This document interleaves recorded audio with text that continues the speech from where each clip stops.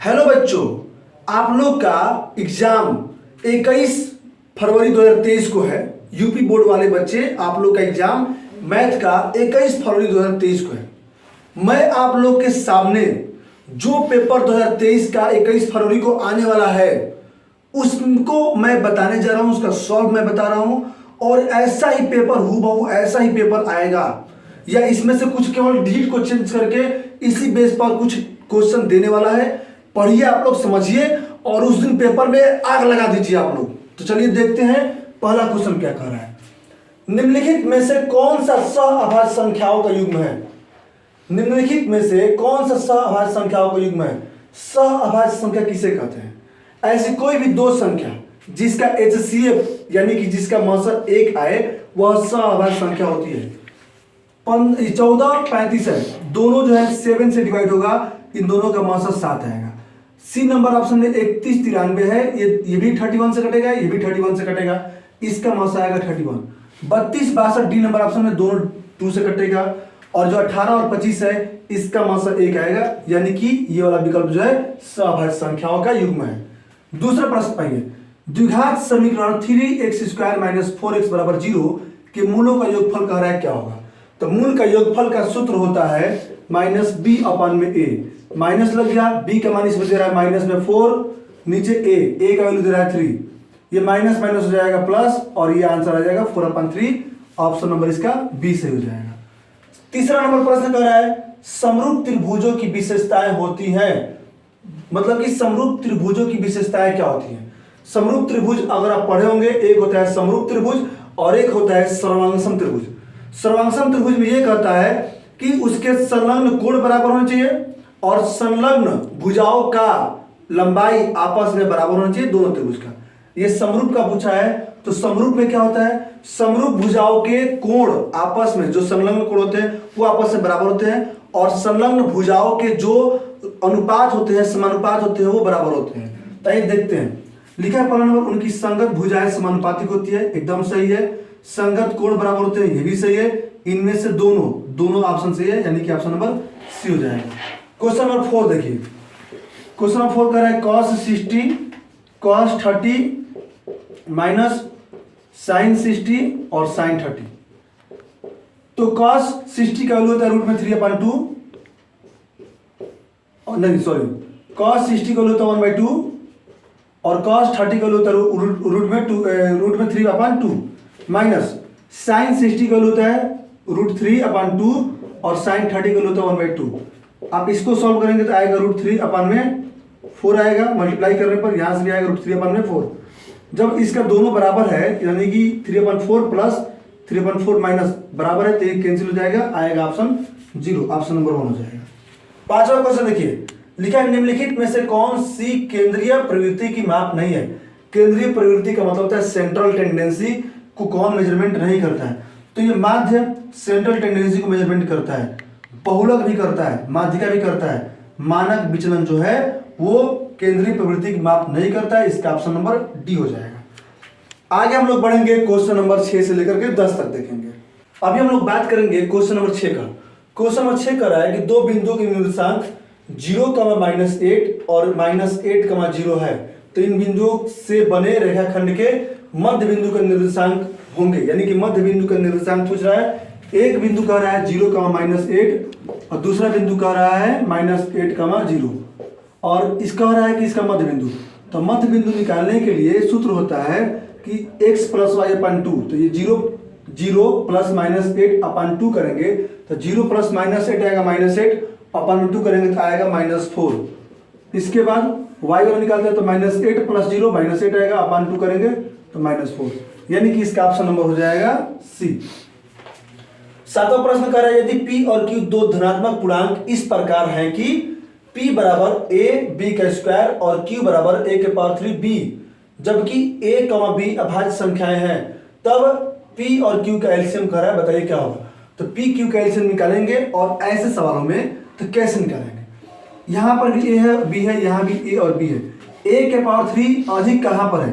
a का जो power है वो अधिक कहाँ पर है? यहाँ पर a⁴ है, यहाँ पर a⁵ है, तो ये वाला अधिक है, तो जो एलसीएम होगा उसमें a⁵ आएगा। बी के पावर ज्यादा कहाँ पर है, यहाँ पर 1 है, यहाँ पर बी के पावर 2 है, तो इसका एलसीएम हो जाएगा a के पावर 3 और b का स्क्वायर, यानी कि ऑप्शन नंबर सी। और यदि HCF पूछता तो क्या करते, पावर कम वाला लेते, यानी कि a और b, a का पावर यहाँ कम है, b का पावर यहाँ कम है, तो a b होता है, ये आता है HCF। एलसीएम की बात है तो पावर ज्यादा वाला आता है, ये याद रखिएगा। 8वां क्वेश्चन पे आते हैं। 8वां क्वेश्चन कह रहा है यदि द्विघात समीकरण 3x² minus 6k plus k बराबर 0 के मूल समान है तो k का मान कह रहा है कि क्या है, k का मान हमें निकालना है। तो मूल समान रहता है तो उसका कंडीशन बनता है -b² प्लस 4ac बराबर में 0 आता है। माइनस लग गया, b² का मतलब होगा -6 का स्क्वायर हम लोग करेंगे, प्लस में हो गया 4, a की जगह पर आएगा 3 और c की जगह पर आएगा k, बराबर में हो जाएगा 0। -6 का स्क्वायर आएगा 36 और ये माइनस लगाए तो माइनस में हो जाएगा 36, 4 3 12, k बराबर 0 और ये 12 के बराबर, माइनस में 36 से इस सेट जाएगा तो प्लस का हो जाएगा, 12 से कट जाएगा 3 बार में और k का वैल्यू आएगा 3, तो इसका ऑप्शन नंबर हो जाएगा ए। क्वेश्चन नंबर 9 है, चित्र में त्रिभुज AHK और त्रिभुज ABC समरूप त्रिभुज है, यदि AK 10 सेंटीमीटर, BC 3.5 सेंटीमीटर और HK 7 सेंटीमीटर तो AC का मान क्या होगा, AC का मान पूछ रहा है। अच्छा, कौन कौन से त्रिभुज कह रहा है समरूप है, AHK और ABC। तो AHK में हम लोग लिखेंगे AH और इसके नीचे हम लोग यहां से लिखेंगे AB, फिर बराबर में हम लोग लिख लेंगे HK और यहाँ पे हम लोग लिख लेंगे BC और यहाँ से लिखा जाएगा, यहाँ से AK तो यहाँ से AC आ जाएगा, तो AK बटा में AC। अब यहाँ पर देखिए क्या क्या दिया हुआ है और क्या पूछ रहा है। AK का मान दिया है 10, तो यहाँ पर हम लोग लिख लिए 10। इसके बाद AC का मान पूछ रहा है, तो यहाँ पर हो गया AC का मान पूछ रहा है। क्या दिया हुआ है, BC दिया है 3.5, तो BC का मान हो गया नीचे 3.5। इसके बाद HK का मान दिया है 7, तो 3.5 से 7 कटेगा 2 बार में और 2 से 10 कट जाएगा 5 बार में। अब यहाँ पर तो एक आएगा ही आएगा, AC इंटू 1 आएगा AC, बराबर में आ जाएगा ये 5 सेंटीमीटर, यानी कि इस प्रश्न में AC का मान आएगा 5 सेंटीमीटर, विकल्प नंबर डी। अब हम लोग बात करते हैं क्वेश्चन नंबर 10 का। क्वेश्चन नंबर 10 में देखिए क्या कह रहा है। क्वेश्चन नंबर 10 में कह रहा है वृत्ताकार वलय का क्षेत्रफल ज्ञात करो जिसकी बाह्य तथा आंतरिक त्रिज्याएं क्रमशः 14 सेंटीमीटर तथा 7 सेंटीमीटर है। तो देखिए यहाँ पर ये हो गया, एक ही केंद्र पर 2 वृत्त बनेगा। जो बाहर वाला बाह्य वृत्त है उसका त्रिज्या है यहां से 14 सेंटीमीटर है और जो आंतरिक वाला वृत्त है उसका त्रिज्या है 7 सेंटीमीटर, ये वाला जो है 7 सेंटीमीटर है। और कह रहा है कि वृत्त के वलय का क्षेत्रफल, मतलब कि ये जो पोर्शन आप देख रहे हैं ये है वृत्त का वलय और इसी का क्षेत्रफल पूछ रहा है। तो इसका क्षेत्रफल कैसे आएगा, हम लोग बड़ा वाला वृत्त का क्षेत्रफल से छोटा वाला वृत्त का क्षेत्रफल घटा देंगे तो वलय का क्षेत्रफल आ जाएगा। तो वृत्त का क्षेत्रफल का सूत्र होता है पाई आर स्क्वायर, तो पाई और ये 14 का स्क्वायर माइनस में पाई और 7 का स्क्वायर, पाई को कॉमन कर लीजिए, यहाँ पर आएगा 14 का स्क्वायर माइनस में 7 का स्क्वायर, पाई का 22/7, 14 का स्क्वायर आएगा 196, 7 का आ जाएगा 49।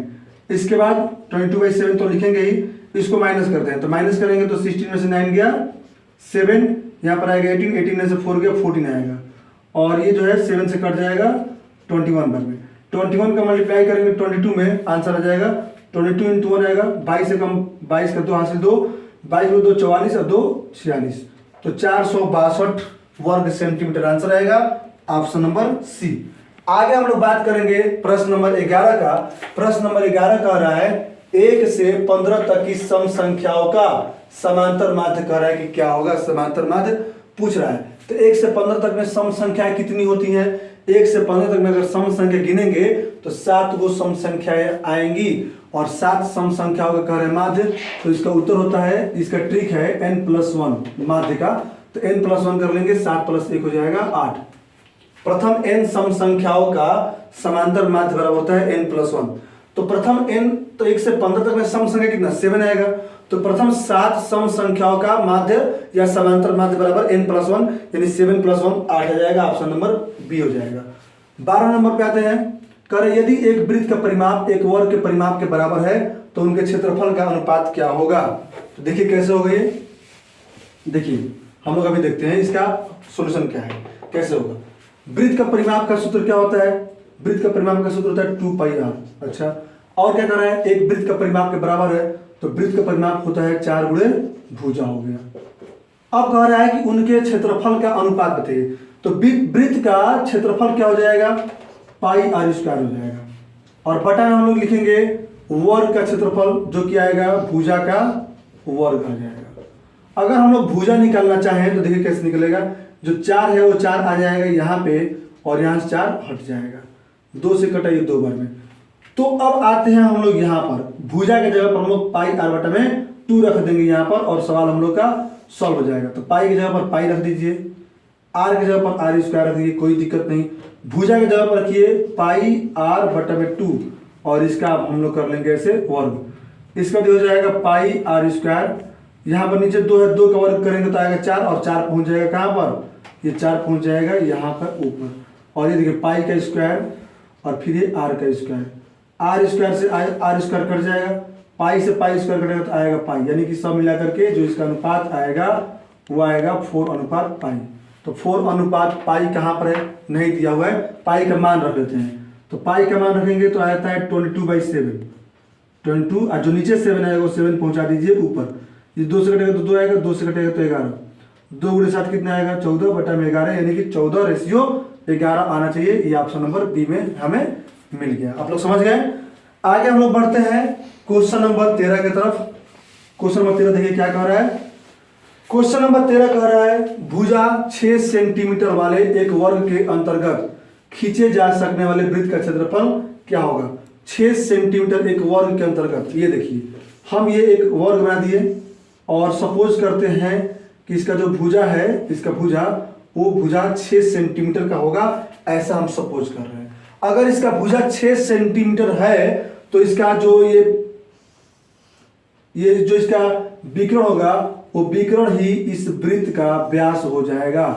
तो इस का विकर्ण क्या होता है? वर्ग का विकर्ण का सूत्र होता है भुजा गुणा करनी में 2, यानी कि हो जाएगा ये वाला जो आप देख रहे होंगे इसका विकर्ण वो होगा 6 करनी में 2, ये आएगा क्या? उस वृत्त का व्यास हो जाएगा।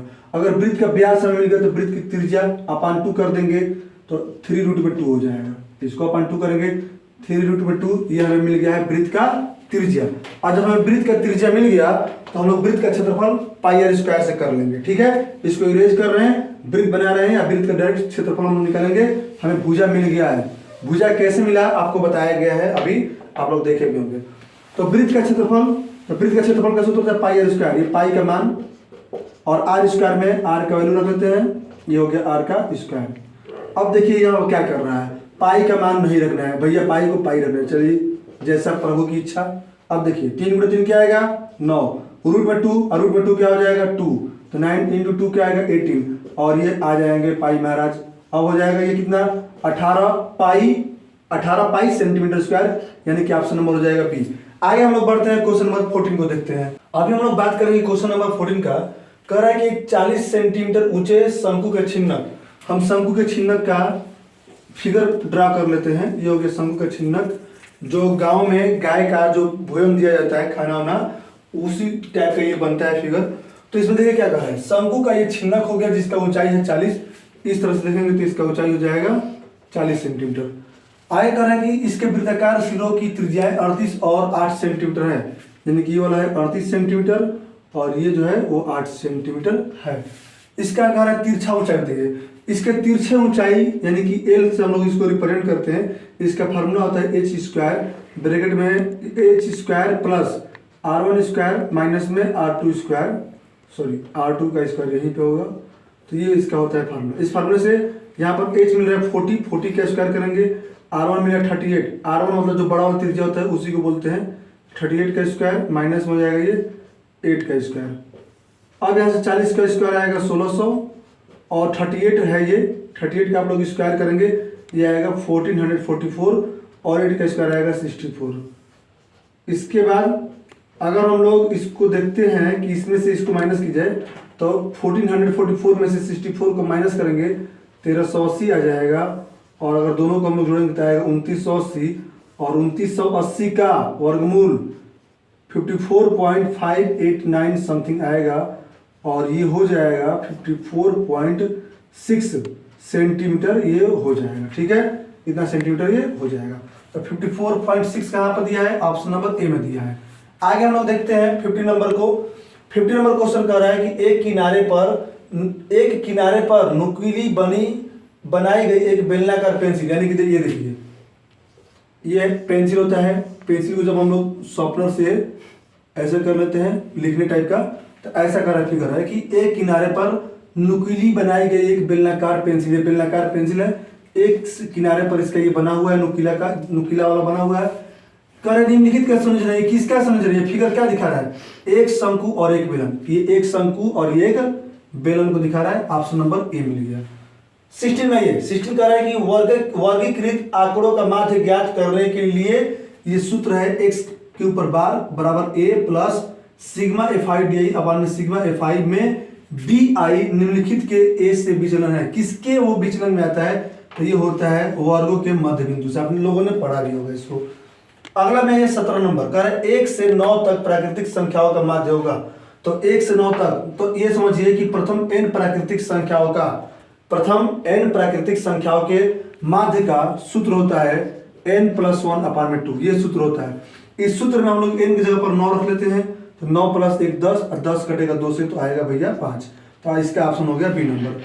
अब देखिए 18 नंबर फिगर जो है, 18 नंबर सवाल कह रहे साइन a बराबर 4/5, तो tan a का मान होगा, यानी कि इस चारों ऑप्शन से tan a का मान क्या होगा। तो साइन का फार्मूला आप सभी लोग जानते होंगे, परपेंडिकुलर अपन में हाइपोटेनस होता है, यानी कि लंब बटा में कर्ण होता है। लंब कितना आएगा 4, यहाँ से इसको देखते हुए, और ये हो गया 5।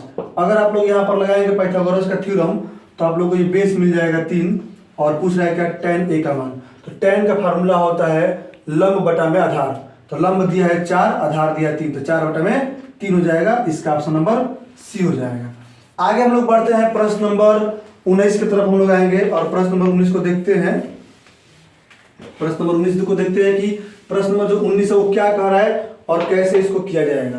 तो प्रश्न नंबर जो 19 है उसमें कह रहा है क्या, tan 1 degree, tan 2 degree, tan 3 degree, और ये कह रहा है tan 89 तक चलना है।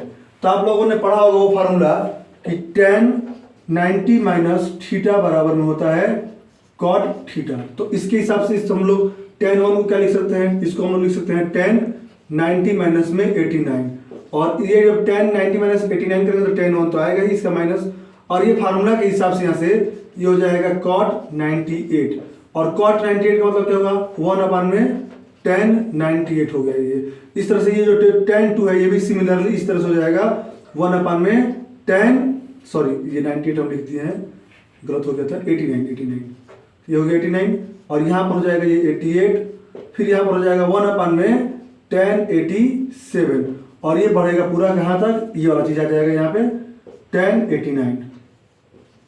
अब ये tan 89 से tan 89 कटेगा, 88 से 88 कटेगा, 87 से 87 कट जाएगा।